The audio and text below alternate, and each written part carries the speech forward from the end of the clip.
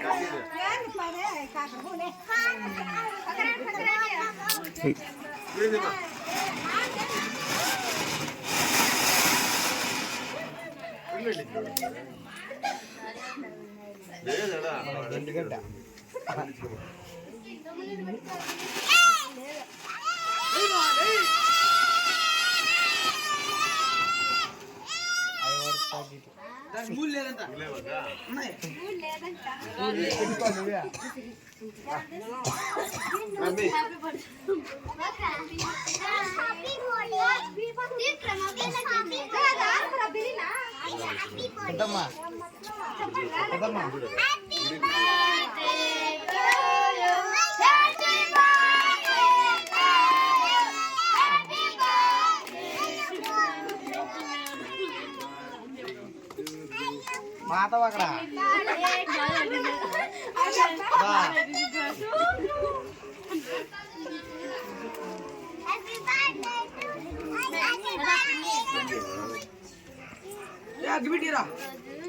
Muthamma